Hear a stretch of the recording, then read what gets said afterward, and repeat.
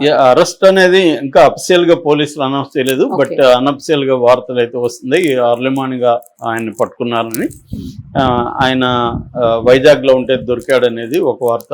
అంటే ఆయన అక్కడ నుంచి విదేశాలకు పారిపోవాలని ప్రయత్నిస్తున్నాడని చెప్తున్నారు. సో ఇంతకు ముందు కూడా ఆయన ఈ ప్రభుత్వం రాగానే దుబాయ్కి పారిపోయాడని, అమెరికాకి వెళ్ళిపోయాడని కూడా వార్తలు వచ్చాయి. సో ఆ తర్వాత ఆయన్ని ఫిబ్రవరి 13న ఇక్కడ రాయదుర్గంలో వాళ్ళ ఇంట్లోనే పట్టుకొని వెళ్ళారు. సో ఇప్పుడు ఏంటంటే టోటల్గా వల్లభనేని వంశీ మీద 11 కేసులు నమోదైనాయి. లేటెస్ట్గా మాచివరంలో కేసు నమోదైంది. అదేంటంటే 2024 జూన్ 7వ తేదీన సునీల్ అనే వ్యక్తి మీద కొంతమంది వల్లభనేని వంశీ అనుచరులు దాడి చేశారు. ఈ దాడి చేయించింది వల్లభనేని వంశీ అనేది సునీల్ మొన్న డిసెంబర్ 18న కేసు పెట్టాడు. హత్యాయత్నం జరిగింది నా మీద, దీనికి ప్రధాన కారణం వల్లభనేని వంశీ అని. ఇప్పుడు ఈ కేసులో ఆయన్ను సమన్లు ఇవ్వడానికి ఇంటికి వెళ్ళారు. ఇంటికి వెళ్తే ఆయన లేడు. ఏంటి లేడని చూస్తే ఫోన్ స్విచ్ ఆఫ్ ఉంది, మాకు తెలియదు అంటున్నారు అక్కడ.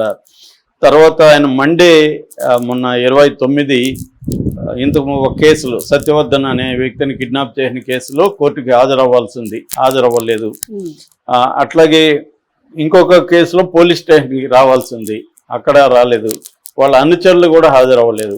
అంటే అనుచరులు ప్లస్ ఈయన అజ్ఞాతంలోకి వెళ్ళిపోయారని చెప్తున్నారు. యాక్చువల్గా జగన్ బర్త్డేకి రాలేదు ఈయన ఎక్కడికి కూడా. అప్పుడేమనుకున్నారంటే ఆయనకు ఆరోగ్యం బాగాలేదు కాబట్టి రాలేదని అందరూ అనుకున్నారు. అసలు ట్విస్ట్ ఏంటంటే ఆయన అప్పటికే అబ్స్కాండ్ అయిపోయాడు. అంటే ఆయన కేసు పెడుతున్నారని తెలిసి మళ్ళీ అరెస్ట్ చేస్తారు అనేది. ఎందుకంటే 137 రోజులు ఆయన జైల్లో ఉన్నాడు.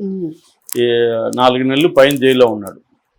సో జైల్లో ఉన్నప్పుడు ఏమైందంటే మామూలుగా ఒకప్పుడు అంటే జైలుకి బయటికి పెద్ద సౌకర్యాల విషయంలో డిఫరెన్స్ ఉండేది కాదు. 20-30 ఏళ్ళ స్పెషల్ ఉండేవి కదా సార్.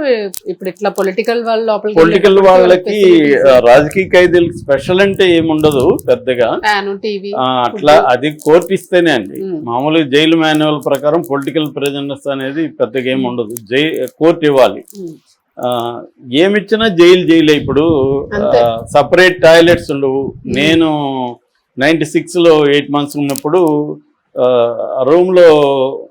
నా రూమ్లో అయితే 3 ఉండేవాళ్ళు. నేను నక్సలైట్కి అయితే కాబట్టి కొద్దిగా నన్ను జాగ్రత్తగా చూసుకున్నారు.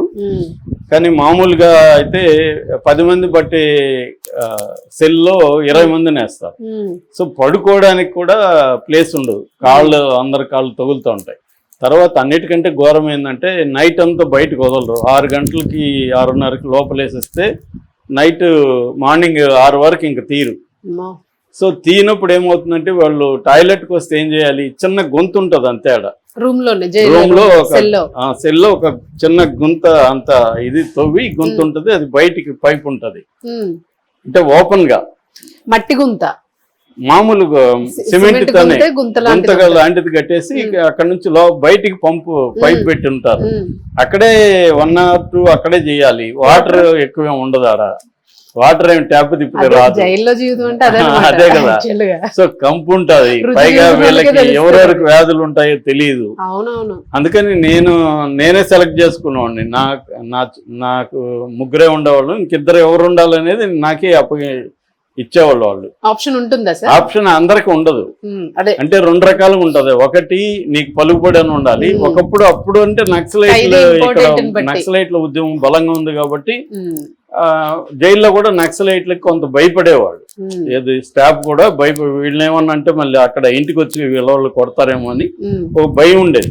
ఆ భయాన్ని మేము కూడా వాడుకొని మేము కొంత సౌకర్యాలు పొందేవాడు. అంటే మంచి ఫుడ్, స్టాఫ్కి ఉండే ఫుడ్, తర్వాత మాకు ములాఖతులు రోజు నాకైతే రోజు 10 మంది వస్తూ ఉండేవాళ్ళు. అది మామూలుగా అలౌ చేయరు కానీ మాకు అలౌ చేసేవాళ్ళు. ఇలాగా ఉండేది. లేదు డబ్బులు ఇచ్చే వాళ్ళకి కూడా ఉండేది. నాతో పాటు అప్పుడు పేపర్ లీకేజ్ కేసులో 9 మంది ఇంజనీరింగ్ కాలేజీ ప్రిన్సిపాల్తో సహా ప్రైవేట్ కాలేజీ ఓనర్లంతా కూడా 9 మంది ఉండేవాళ్ళు. వాళ్ళు కూడా బాగా దర్జాగా ఉండేవాళ్ళు, ఎందుకంటే డబ్బులు ఇచ్చేవాళ్ళు. వాళ్ళు ఈ టాయిలెట్లు భరించలేక వాళ్ళ డబ్బుతో చిన్న టాయిలెట్ కట్టుకున్నారు. చిన్న గోడలు పెట్టుకొని, అంత ఫుల్ కాదు, వాళ్ళే కట్టించుకున్నారు. ఎందుకంటే ఇప్పుడు అంటే సెల్లోనే ఖైదీలు మనతో పాటు ఉన్నోళ్ళు ఉంటారు, మనం అక్కడే ఓపెన్ గానే మనం అన్ని చేయాలి. అవును, వాళ్ళ కళ్ళ ముందే ఇంకా బయటకు వదిలినప్పుడు కూడా నా చిత్తూరులో ఉన్నాను నేను. చిత్తూరులో ఎలా ఉండేదంటే ఇటు ఇటు చిన్న చిన్న గోడలు ఉండేవి, ఓపెనే. మన ఎదురుగా ఒకటి చెంబు పట్టుకొని నిల్చుకొని ఉంటాడు, మనం కూర్చోవాలి. అది పరిస్థితి. రెండోది ఏంటంటే ఇవాళ అప్పుడంటే మాకు అడవిలో లైఫ్ కాబట్టి అడవితో పోలిస్తే జైలు లైఫ్ చాలా బెటర్ గా అనిపించింది మాకు.